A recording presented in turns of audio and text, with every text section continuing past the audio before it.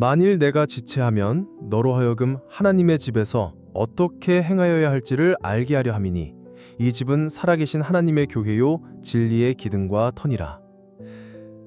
삶의 신학을 더하는 신학 플러스. 지난 시간에는 성경이 어떻게 하나님의 말씀이 되는지를 살펴보았는데요. 오늘은 그 연장선상에서 제8장 성경과 신앙 고백에 대해 이야기 나눠보겠습니다.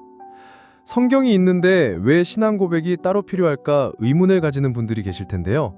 오늘 이 주제에 대해 헤르만 바빙크 교수님과 함께 깊이 탐구해 보겠습니다. 교수님, 다시 모시게 되어 기쁩니다. 네, 반갑습니다. 오늘 다룰 주제는 교회의 정체성과 관련된 아주 중요한 내용입니다. 맞습니다. 책의 서두에서 교회는 성경이라는 보물을 땅에 묻어두도록 부름받은 것이 아니다 라고 말씀하신 부분이 인상적이었습니다. 이 말씀이 곧 신앙 고백의 필요성과 연결되는 것 같은데요. 성경만으로는 부족한 걸까요?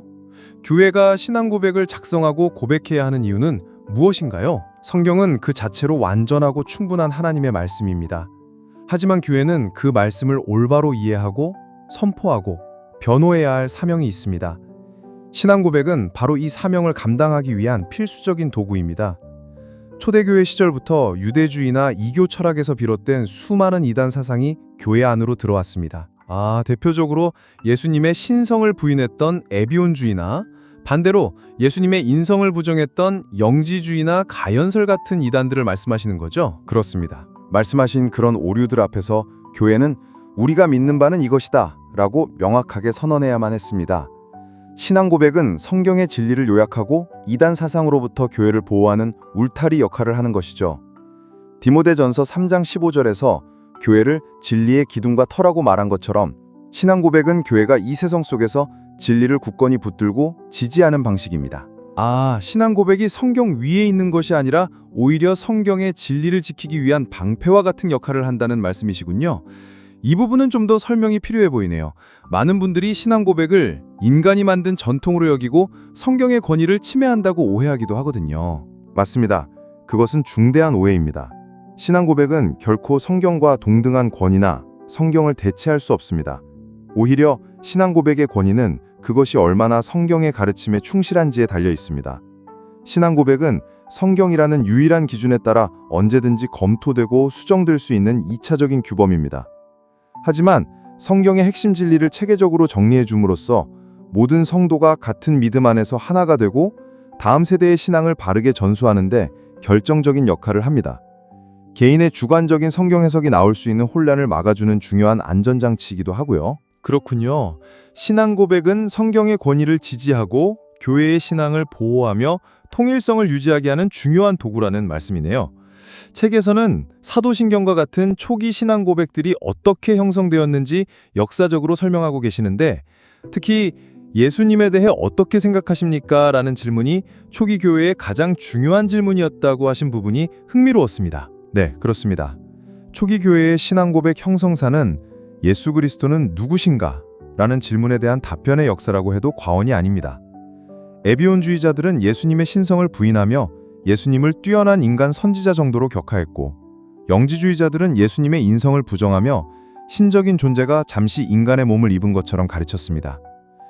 이런 이단들의 도전에 맞서 교회는 오랜 시간 치열한 신학적 논쟁을 거쳐야 했습니다. 그 결과물이 바로 니케아 신경, 칼케돈 신경과 같은 공교의 신앙 고백들입니다.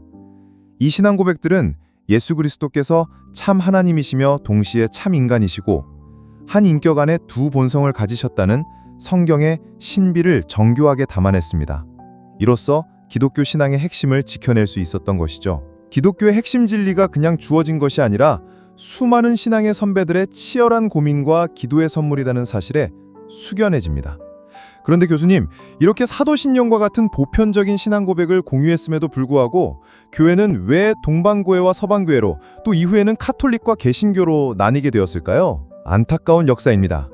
교회 분열에는 정치적, 문화적 요인도 있었지만 신학적으로는 결국 성경의 권위를 어떻게 이해하느냐는 문제로 귀결됩니다. 특히 종교개혁은 세 가지 중요한 지점에서 로마 카톨릭의 오류를 지적했습니다. 첫째는 전통의 문제입니다. 로마 카톨릭은 성경과 동등한 권위를 교회 전통에 부여하며 성경에 없는 교리들을 만들어냈습니다. 둘째는 복음의 본질입니다. 인간의 공로가 구원에 기여한다는 가르침으로 오직 믿음으로 말미암는 하나님의 은혜라는 복음의 핵심을 흐렸습니다. 셋째는 교회 구조의 문제입니다. 성직자와 평신도를 구분하고 교황을 정점으로 하는 위계 질서를 만들어서 모든 성도가 그리스도 안에서 왕같은 제사장이라는 성경의 가르침을 왜곡했습니다. 종교개혁은 바로 이 지점에서 오직 성경으로 솔라 스크립투라로 돌아가자는 외침이었습니다. 결국 성경의 권위를 어디에 두느냐가 교회의 모습을 결정짓는 핵심이었군요. 오늘 우리는 신앙 고백을 통해 우리의 신앙이 성경의 가르침 위에 굳건히 서 있는지 끊임없이 점검해야겠습니다. 마지막으로 이 시대를 살아가는 성도들이 우리의 신앙 고백, 예를 들어 사도신경이나 웨스트민스터 신앙 고백 같은 것들을 어떻게 활용하면 좋을지 조언 부탁드립니다. 신앙 고백은 박물관의 유물이 아닙니다. 오늘 우리의 신앙을 풍성히 하는 살아있는 유산입니다. 먼저 신앙 고백을 꾸준히 읽고 공부하십시오.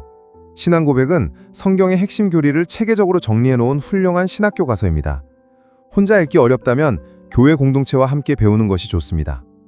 둘째, 신앙 고백을 기도의 언어로 삼아 보십시오. 이렇게 할 때 신앙 고백은 단순한 지식의 나열이 아니라 하나님과 나누는 인격적인 대화가 될 것입니다. 네, 교수님. 오늘 정말 귀한 말씀 감사드립니다. 신앙 고백이 성경의 진리를 보호하고 교회를 하나 되게 하며 우리의 신앙을 깊게 하는 소중한 유산임을 깨닫는 시간이었습니다. 삶의 신학을 더하는 신학 플러스, 오늘은 여기까지입니다. 다음 시간에는 9장 하나님의 존재라는 주제로 찾아뵙겠습니다. 감사합니다.